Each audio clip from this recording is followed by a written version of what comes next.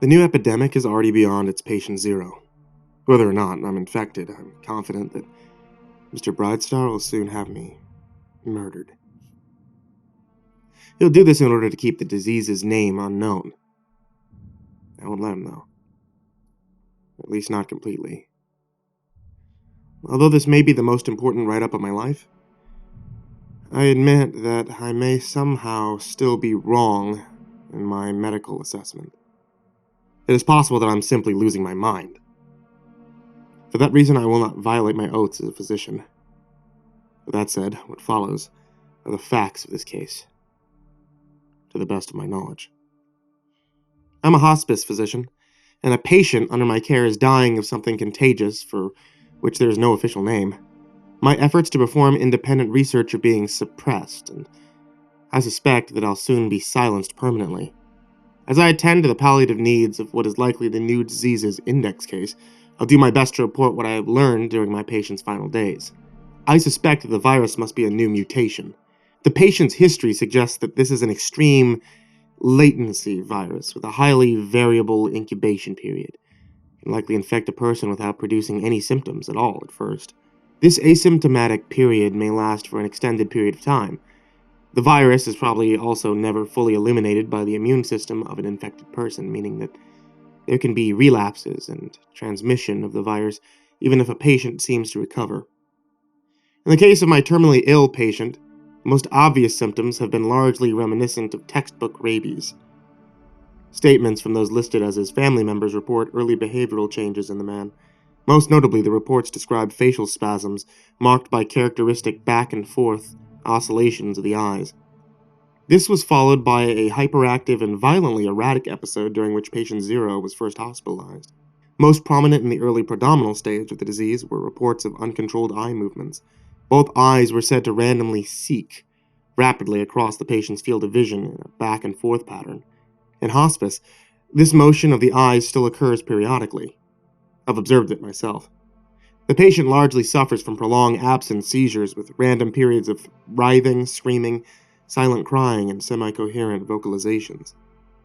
These behaviors are interspersed unpredictably throughout his otherwise comatose presentation. The cover-up of this disease's existence has been sanctioned by powerful forces.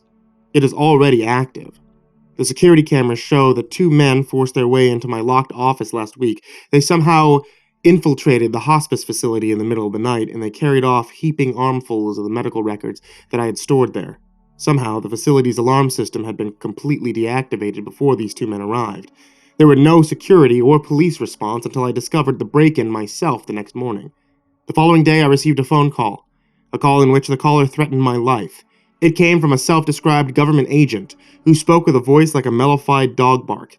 He did not identify himself nor the alleged nature of his affiliation with the United States. The honey-soaked rasp on the phone told me, "You'll be lucky if you only lose your medical license after this is all through." He then told me details about myself. My age, my sex, my work history, my home address. The voice said that I was very close to drawing an unsafe kind of attention to myself. The kind of attention, he added, just before hanging up, that leaves you humiliated before you die in agony.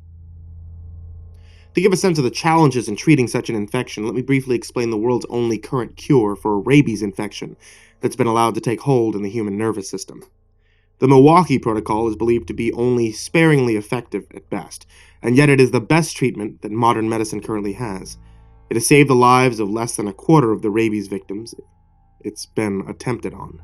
The procedure involves subjecting the patient to a sustained, medically induced coma by the use of a broad-spectrum anesthesia. Heavy antiviral doses are then administered while the patient's nervous system is still in its shutdown state.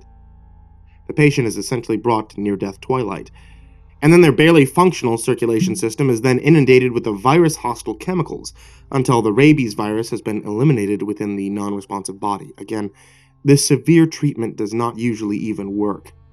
Shutting a patient's body down to near death and then soaking them in antivirals has only shown promise to occasionally save a person's life. Scientists think that the first HIV cases in humans occurred in the early 1900s. The first known cases in the United States were likely documented erroneously, as the other conditions as early as the 1950s or 60s.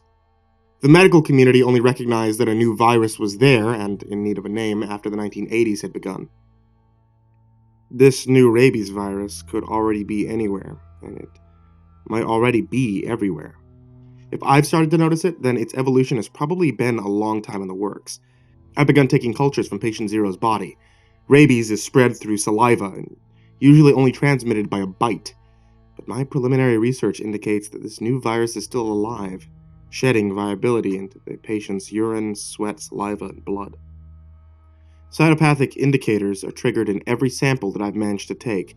Literally, every type of bodily exudation from patient zero seems to carry infectious, virus-shedding material. I believe that it was my storage of these research samples from patient zero in the lab of hospice facility that led to the military-style government intervention, the event that would occur later that same week. The tremoring and full-body seizures of patient zero, present in a way that is distinct from other types of involuntary movement.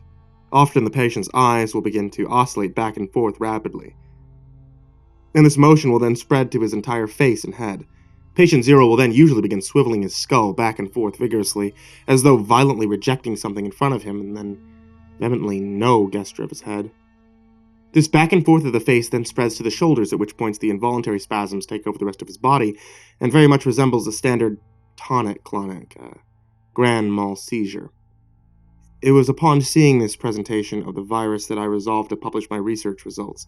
Backlash be damned. I was collecting my notes to submit them when the first military-style intervention inside the hospice facility occurred. Soldiers came and ransacked my office, and upon returning home I saw that they had been there too. They took files, broke everything that wasn't valuable to them, and were gone again without any explanation. At the hospice facility I met their leader. The way he spoke was exactly the same as the mellified dog bark voice that threatened me with death over the phone. Dressed in a suit and holding a thin document folder in his hand, the man's eyes locked onto me as soon as I found him, standing there outside patient zero's room. "Doctor," he said immediately. He used my full name to show that I was already known to him. "Allow me to introduce myself. I am Dr. Adam Bridestar, a specialist with the Center for Disease Control." "Let me see your credentials," I said immediately. I felt confident that the man's name and claimed association with the CDC were both surely fake. I suspect the man with the mellified voice never tells the truth unless he's making a threat. Bridestar waved me off with a smarmy grin as the soldier approached him. "Sir," began the soldier uneasily, "are you sure it's safe to go inside the patient's room?" The man called Bridestar rolled his eyes and then thumbed the folder in his hand open. He raised the document inside for the soldier to see, and with his other hand he pointed at a line of text. "Right there. Transmission from bodily fluids. You won't get sick from breathing the air, you precious little thing. And go on in." I reached forward to snatch the folder. If Bridestar was holding a report about this mystery illness, then I wanted to see it. Bridestar fought me with both hands, and after a moment of struggle, he tore the folder away with so much force that the paper cuts were left on my palms. He scowled silently in my direction, as though considering how to handle what I had just done. Before the man with the slime-slick voice wrestled the file away from me, however, I had managed to read the title on the document. In large capital letters it read, "Containment Protocols. Rattle Face Fever." "Go home," Dr. Bridestar told me, as he snapped the folder shut and handed it to the soldier next to him. "Immediately." I did as I was told, because the soldiers all held rifles and were clearly under Bridestar's command. I'm sure that he's the same man who threatened my life over the phone earlier. I've confirmed on the internet that there is absolutely no person named Dr. Adam Bridestar working for the CDC. Patient Zero's family told me he was born in California in 1974, but his social security number doesn't match the story. I can't get any of Patient Zero's alleged relatives to return my calls anymore, either. I wonder what else from this man's patient history was fabricated. Was it all done to obscure facts about how the man came to be infected by rattle-face fever? He died around noon today, in any case. Severe and sudden hemorrhaging probably left him with less than half of his blood still inside the circulatory system. The patient's convulsions and the hematemesis in those last few moments made that entire wing of the hospice ward a potential biohazard. The walls, the floor, the windows, the door of his room were left soaking in infectious fluids. The unidentified government agents came again to confiscate the body. They all forced our staff out of the premises. This time, the armed soldiers arrived wearing heavy hazmat suits and helmets, respirators. Bridestar was with them once again, similarly dressed in polyethylene coveralls. I could barely see his features behind the full-face ventilator mask, but I recognized his voice when he ordered me outside. I had been in my office when patient 0 began to flatline. The armed men arrived before I could even be alerted by a floor nurse that there had been a death in my unit. Bridestar's agents barred my door from the hallway until they were ready to move me outside. I only saw the aftermath of patient 0's final moments as I was ushered past him. I had checked in on him quite recently and had caught the patient in a rare moment of semi-lucidity. Patient 0 had looked directly at me then, and his eyes began to oscillate rapidly as he focused on my face. The pupils scanned back and forth across my face with involuntary motions that were so fast and minute yet sustained that it looked like his eyes were vibrating in his skull. Patient 0 spoke, but he said only this: "Keep your distance. Say your prayers." That was all he said, and then another full-body seizure took his awareness away from me. It was at this point that I retreated to my office. Bridestar's men arrived to clear the facility of staff and patient 0's body within a quarter of an hour of the dying man's last words. Did they hide a surveillance device inside his room? How else could they have known so precisely when things would go from bad to worse? My heart hasn't stopped racing since I was told by those men in ventilator masks to go home. I've taken a sedative, but I still can't sleep. I'm anxious that those same armed men are going to kill me, just like the man with the gross voice promised what would happen. I keep imagining what Bridestar might have meant when he said that he'll have me humiliated before I'm tortured to death. More than that, though, I'm afraid because the sedative hasn't helped at all to calm my hyper-reactive responses to stimuli.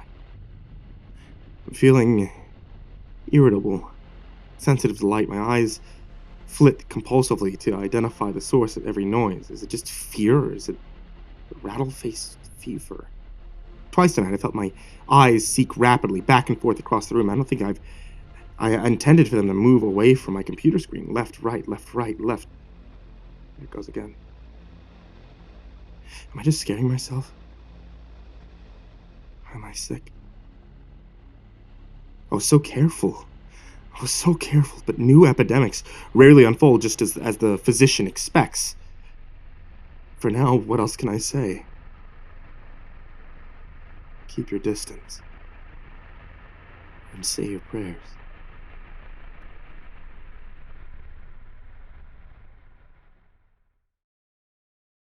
Hey there kids, it's me, MrCreepyPasta, and I just wanted to say thank you for watching today's video.